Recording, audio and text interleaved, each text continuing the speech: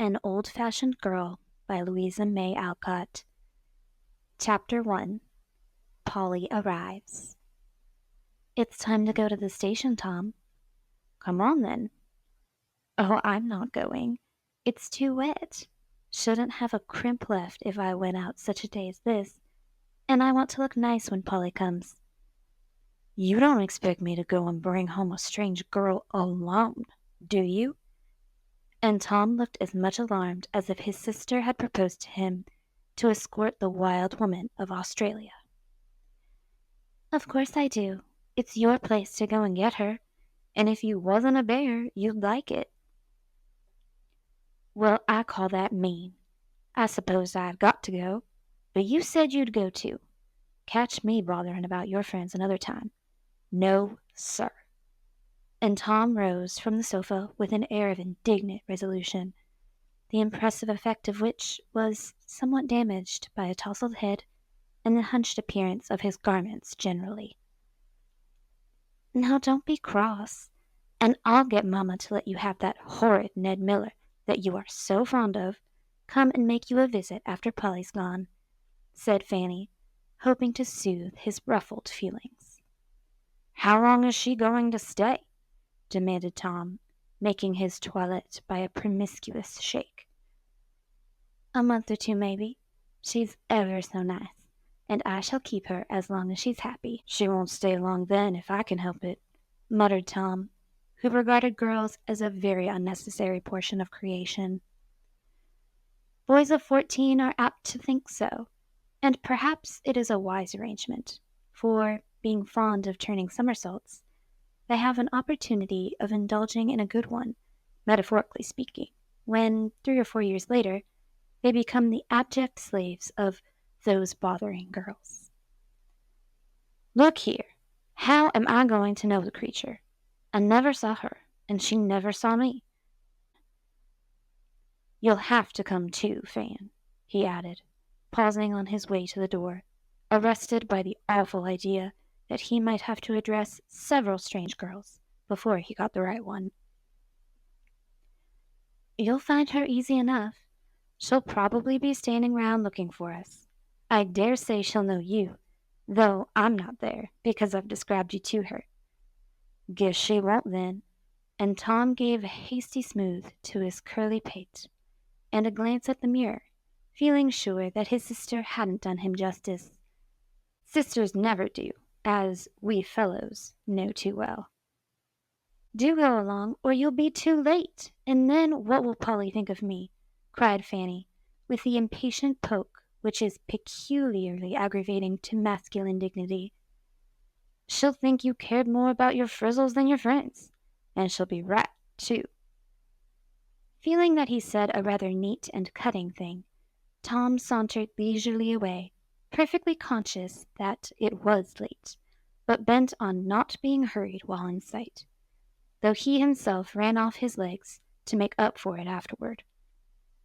If I was the president, I'd make a law to shut up all boys till they were grown, for they certainly are the most provoking toads in the world, said Fanny, as she watched the slouchy figure of her brother strolling down the street.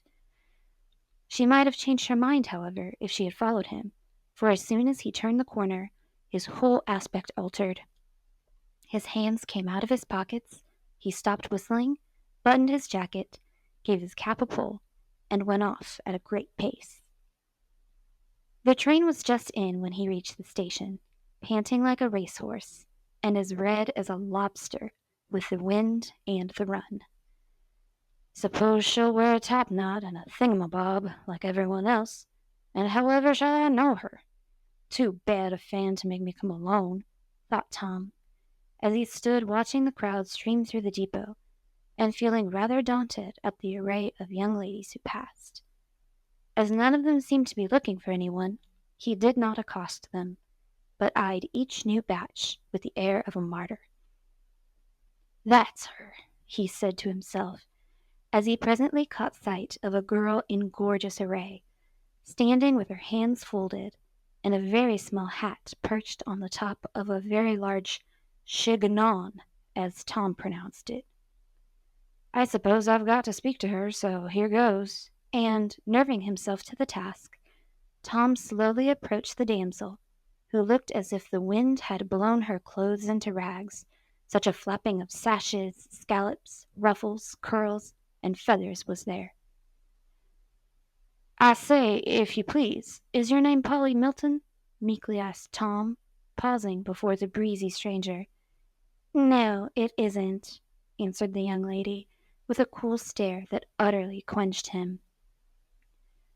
"Where in thunder is she?" growled Tom, walking off in high dudgeon. The quick tap of feet behind him made him turn in time to see a fresh-faced little girl running down the long station, and looking as if she rather liked it. As she smiled, she waved her bag at him. He stopped and waited for her, saying to himself, "Hullo, I wonder if that's Polly." Up came the little girl, with her hand out, and a half-shy, half-merry look in her blue eyes, as she said inquiringly, "This is Tom, isn't it?" "Yes. How did you know?" And Tom got over the ordeal of handshaking without thinking of it, he was so surprised. "Oh, Fan told me you got curly hair and a funny nose, and kept whistling, and wore a gray cap pulled over your eyes, so I knew you directly." And Polly nodded at him in the most friendly manner, having politely refrained from calling the hair red, the nose a pug, and the cap old, all of which facts Fanny had carefully impressed upon her memory. "Where are your trunks?" asked Tom, as he was reminded of his duty by her handing him the bag, which he had not offered to take. "Father told me not to wait for anyone, else I'd lose my chance of a hack. So I gave my check to a man, and there he is with my trunk." And Polly walked off after her one modest piece of baggage, followed by Tom, who felt a trifle depressed by his own remissness in polite attentions. "She isn't a bit of a young lady, thank goodness. Fan didn't tell me she was pretty. Don't look like city girls, nor act like 'em neither," he thought, trudging in the rear, and eyeing with favor the brown curls bobbing along in front. As the carriage drove off, Polly gave a little bounce on the springy seat, and laughed like a delighted child.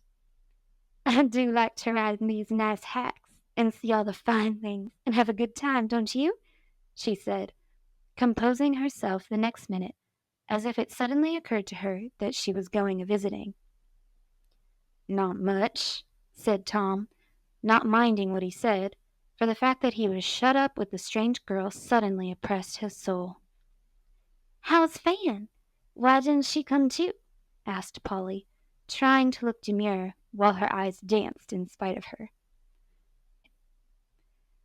"Afraid of spoiling her crinkles." And Tom smiled, for this base betrayal of confidence made him feel his own man again. "You and I don't mind dampness. I'm much obliged to you for coming to take care of me." It was kind of Polly to say that, and Tom felt it, for his red crop was a tender point, and to be associated with Polly's pretty brown curls seemed to lessen its coppery glow. Then he hadn't done anything for her but carry the bag a few steps, yet she thanked him. He felt grateful, and, in a burst of confidence, offered a handful of peanuts, for his pockets were always supplied with this agreeable delicacy, and he might be traced anywhere by the trail of shells he left behind him. As soon as he had done it, he remembered that Fanny considered them vulgar, and felt that he had disgraced his family. So he stuck his head out of the window, and kept it there so long that Polly asked if anything was the matter. "Pooh, who cares for a little countrified thing like her?" said Tom manfully to himself, and then the spirit of mischief entered in and took possession of him. "He's pretty drunk, but I guess he can hold his horses," replied this evil-minded boy, with an air of calm resignation. "Is the man tipsy? Oh dear, let's get out. Are the horses bad? It's very steep here. Do you think it's safe?" cried poor Polly, making a cocked head of her little beaver by thrusting it out of the half-open window on her side. "There's plenty of folks to pick us up if anything happens, but perhaps it would be safer if I got out and sat with the man. And Tom quite beamed with the brilliancy of this sudden mode of relief. Oh, do, if you ain't afraid. Mother would be so anxious if anything should happen to me so far away, cried Polly, much distressed. Don't you be worried. I'll manage the old chap and the horses, too. And opening the door, Tom vanished aloft, leaving poor victimized Polly to quake inside, while he placidly reveled in freedom and peanuts outside with the staid old driver. Fanny came flying down to meet her darling Polly as Tom presented her, with the graceful remark, I've got her, and the air of a dauntless hunter, producing the trophies of his skill. Polly was instantly whisked up the stairs, and having danced a double shuffle on the doormat, Tom retired to the dining room to restore exhausted nature with half a dozen cookies. Ain't you tired to death? Don't you want to lay down?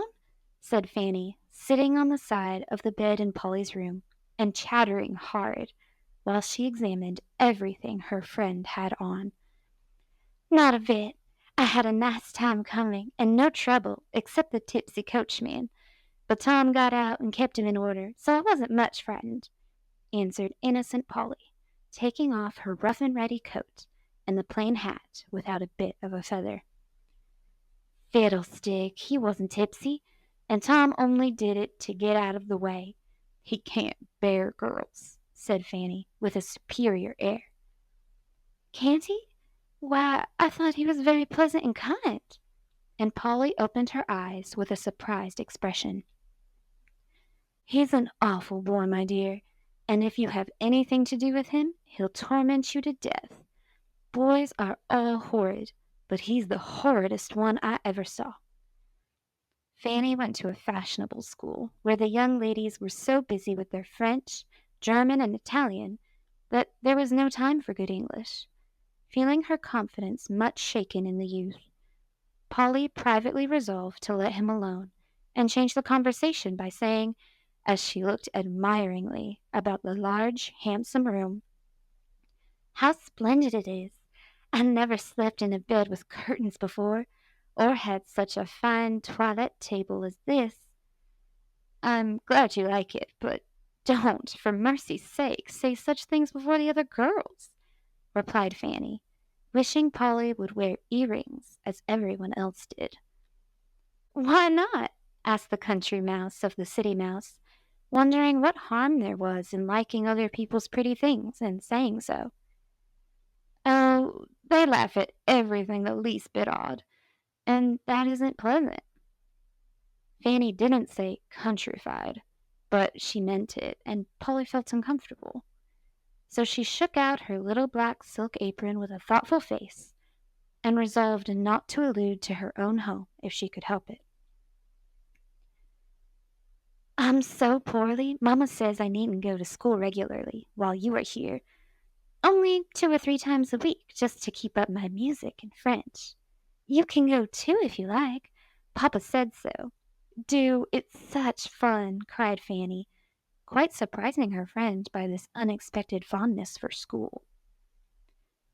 I should be afraid if all the girls dress as finely as you do and know as much, said Polly, beginning to feel shy at the thought. Bah, child, you needn't mind that. I'll take care of you and fix you up so you won't look odd. Am I odd? Asked Polly, struck by the word and hoping it didn't mean anything very bad. You are a dear, and ever so much prettier than you were last summer. Only you've been brought up differently from us, so your ways aren't like ours, you see, began Fanny, finding it rather hard to explain. How different? Asked Polly again, for she liked to understand things. Well, you dress like a little girl, for one thing. I am a little girl, so why shouldn't I? And Polly looked at her simple blue merino frock, stout boots, and short hair with a puzzled air. You are 14, and we consider ourselves young ladies at that age, continued Fanny, surveying with complacency the pile of hair on the top of her head, with a fringe of fuzz around her forehead and a wavy lock streaming down her back. Likewise, her scarlet and black suit, with its big sash, little pannier, bright buttons, points, rosettes, and heaven knows what. There was a locket on her neck, earrings tinkling in her ears, watch and chain at her belt, and several rings on a pair of hands that would have been improved by soap and water. Polly's eye went from one little figure to the other, and she thought that Fanny looked the oddest of the two, for Polly lived in a quiet country town and knew very little of city fashions. She was rather impressed by the elegance about her, never having seen Fanny's home before, as they got acquainted while Fanny paid a visit to a friend who lived near Polly. But she didn't let the contrast between herself and Fan trouble her, for in a minute she laughed and said contentedly, "My mother likes me to dress simply, and I don't mind. I shouldn't know what to do, rigged up as you are. Don't you ever forget to lift your sash and fix those puffy things when you sit down?" Before Fanny could answer, a scream from below made them both listen. "It's only Maud, she fusses all day long," began Fanny, and the words were hardly out of her mouth when the door was thrown open and a little girl of 6 or 7 came roaring in. She stopped at the sight of Polly, stared a minute, and took up her roar just where she left it, and cast herself into Fanny's lap, exclaiming wrathfully, "Tom's laughing at me! Make him stop!" "What did you do to set him going? Don't scream so, you'll frighten Polly." And Fan gave the cherub a shake, which produced an explanation. "I only said we had cold cream at the party last night, and he laughed." "Ice cream, child," and Fanny followed Tom's reprehensible example. "I don't care. It was cold, and I warmed mine at the register, and then it was nice. Only Willie Bliss spitted on my new Gabrielle," and Maud wailed again over her accumulated woes. "Do go to Katy. You're as cross as a little bear today," said Fanny, pushing her away. "Katy don't amuse me, and I must be amused, 'cause I'm fractious. Mamma said I was," sobbed Maud, evidently laboring under the delusion that fractiousness was some interesting malady. "Come down and have dinner. That will amuse you." And Fanny got up, pluming herself as a bird does before its flight. Polly hoped the dreadful boy would not be present, but he was, and stared at her all dinner time in the most trying manner. Mr. Shaw, a busy-looking gentleman, said, "How do you do, my dear? Hope you'll enjoy yourself," and then appeared to forget her entirely. Mrs. Shaw, a pale, nervous woman, greeted her little guest kindly, and took care that she wanted for nothing. Madam Shaw, a quiet old lady, with an imposing cap, exclaimed on seeing Polly, "Bless my heart! The image of her mother, a sweet woman. How is she, dear?" and kept peering at the newcomer over her glasses, till between Madam and Tom poor Polly lost her appetite. Fanny chatted like a magpie, and Maud fidgeted, till Tom proposed to put her under the big dish cover, which produced such an explosion that the young lady was borne screaming away by the much-enduring Katy. It was altogether an uncomfortable dinner, and Polly was very glad when it was over. They all went about their own affairs, and after doing the honors of the house, Fan was called to the dressmaker, leaving Polly to amuse herself in the great drawing-room. Polly was glad to be alone for a few minutes, and, having examined all the pretty things about her, began to walk up and down over the soft, flowery carpet, humming to herself as the daylight faded, and only the ruddy glow of the fire filled the room. Presently Madam came slowly in, and sat down in her armchair, saying, "That's a fine old tune. Sing it to me, my dear. I haven't heard it this many a day." Polly didn't like to sing before strangers, for she had had no teaching but such as her busy mother could give her. But she had been taught the utmost respect for old people, and having no reason for refusing, she directly went to the piano and did as she was bid. "That's the sort of music it's a pleasure to hear. Sing some more, dear," said Madame, in her gentle way, when she had done. Pleased with this praise, Polly sang away in a fresh little voice that went straight to the listener's heart and nestled there. The sweet old tunes that one is never tired of were all Polly's store, and her favorites were Scotch airs, such as "Yellow-haired Laddie," "Jock o' Hazeldean," "Down among the Heather," and "Berks of Aberfeldy." The more she sung, the better she did it, and when she wound up with "A Health to King Charlie," the room quite rung with the stirring music made by the big piano and the little maid. "By George, that's a jolly tune! Sing again, please," cried Tom's voice, and there was Tom's red head bobbing up over the high back of the chair where he had hidden himself. It gave Polly quite a turn, for she thought no one was hearing her but the old lady dozing by the fire. "I can't sing any more. I'm tired," she said, and walked away to Madame in the other room. The red head vanished like a meteor, for Polly's tone had been decidedly cool. The old lady put out her hand, and drawing Polly to her knee, looked into her face with such kind eyes that Polly forgot the impressive cap, and smiled at her confidingly, for she saw that her simple music had pleased her listener, and she felt glad to know it. "You mustn't mind my staring, dear," said Madame, softly pinching her rosy cheek. "I haven't seen a little girl for so long. It does my old eyes good to look at you." Polly thought that a very odd speech, and couldn't help but saying, "Aren't Fan and Maud little girls too?" "Oh, dear, no, not what I call little girls. Fan has been a young lady these 2 years, and Maud is a spoiled baby. Your mother's a very sensible woman, my child."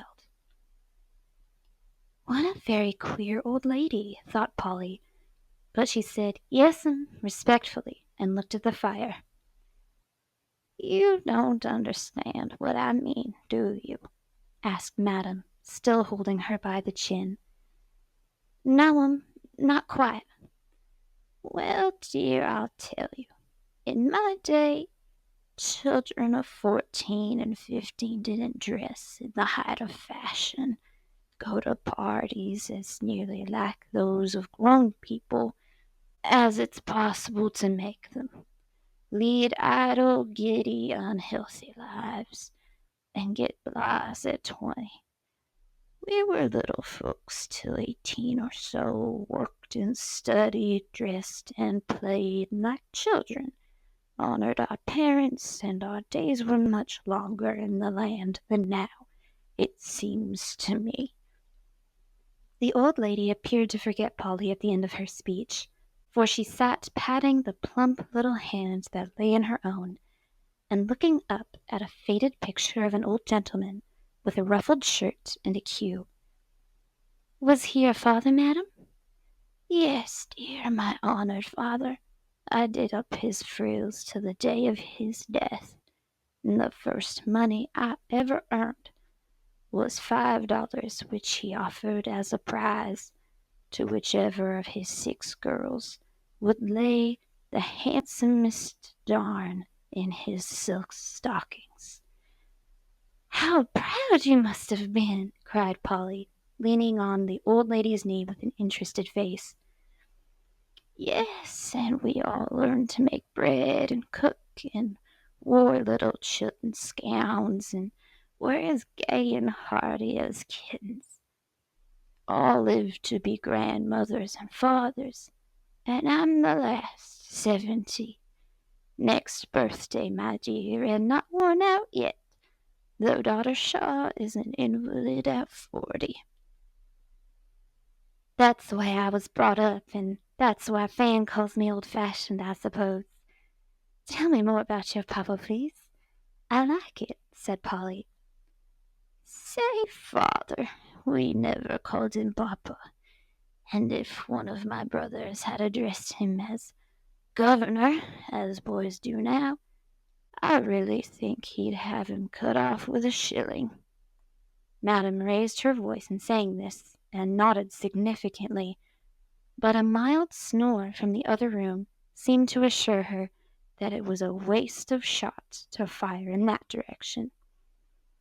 Before she could continue, in came Fanny with the joyful news that Clara Bird had invited them both to go to the theatre with her that very evening, and would call for them at 7 o'clock. Polly was so excited by this sudden plunge into the dissipations of city life that she flew about like a distracted butterfly, and hardly knew what happened till she found herself seated before the great green curtain in the brilliant theatre. Old Mr. Bird sat on one side, Fanny on the other, and both let her alone, for which she was very grateful, as her whole attention was so absorbed in the scene around her that she couldn't talk. Polly had never much been to the theatre, and the few plays she had seen were the good old fairy tales, dramatized to suit young beholders, lively, bright, and full of the harmless nonsense which brings the laugh without the blush. That night she saw one of the new spectacles, which have lately become the rage, and run for hundreds of nights, dazzling, exciting, and demoralizing the spectator by every allurement French ingenuity can invent, and American prodigality execute. Never mind what its name was. It was very gorgeous, very vulgar, and very fashionable, so of course it was much admired, and everyone went to go see it. At first, Polly thought she had got into fairyland, and saw only the sparkling creatures who danced and sung in a world of light and beauty. But presently she began to listen to the songs and conversation, and then the illusion vanished. For the lovely phantoms sang Negro melodies, talked slang, and were a disgrace to the good old-fashioned elves whom she knew and loved so well. Our little girl was too innocent to understand half the jokes, and often wondered what people were laughing at. But as the first enchantment subsided, Polly began to feel uncomfortable, to be sure her mother wouldn't like to have her there, and to wish she hadn't come. Somehow, things seemed to get worse and worse as the play went on, for our small spectator was being rapidly enlightened by the gossip going on all about her, as well as by her own quick eyes and girlish instincts. When 24 girls, dressed as jockeys, came prancing on the stage, cracking their whips, stamping the heels of their top boots, and winking at the audience, Polly did not think it at all funny, but looked disgusted, and was glad when they were gone. But when another set appeared in the costume consisting of gauze wings and a bit of gold fringe around the waist, poor unfashionable Polly didn't know what to do, for she felt both frightened and indignant, and sat with her eyes on her playbill, and her cheeks getting hotter and hotter every minute. "What are you blushing so for?" asked Fanny, as the painted sylphs vanished. "I'm so ashamed of those girls," whispered Polly, taking a long breath of relief. "You little goose, it's just the way it was done in Paris, and the dancing is splendid. It seems queer at first, but you'll get used to it, as I did." "I'll never come again," said Polly decidedly, for her innocent nature rebelled against the spectacle, which, as yet, gave her more pain than pleasure. She did not know how easy it was to get used to it, as Fanny did, and it was well for her that the temptation was not often offered. She could not explain the feeling, But she was glad when the play was done, and they were safe at home, where kind Grandma was waiting to see them comfortably into bed. "Did you have a good time, dear?" she asked, looking at Polly's feverish cheeks and excited eyes. "I don't wish to be rude, but I didn't," answered Polly. "Some of it was splendid, but a good deal of it made me want to go under the seat. People seemed to like it, but I don't think it was proper." As Polly freed her mind and emphasized her opinion with a decided rap of the boot she had just taken off, Fanny laughed, and said while she pirouetted around the room like Mademoiselle Therese, "Polly was shocked, Grandma. Her eyes were as big as saucers, and her face red as my sash, and once I thought she was going to cry. Some of it was rather queer, but of course it was proper, or all our set wouldn't go. I heard Mrs. Smythe Perkins say it was charming, so like dear Paris's, and she has lived abroad, so of course she knows what is what." "I don't care if she has. I know it wasn't proper for little girls to see, or I shouldn't have been so ashamed," cried sturdy Polly, perplexed but not convinced, even by Mrs. Smythe Perkins. "I think you are right, my dear, but you have lived in the country, and haven't yet learned that modesty has gone out of fashion."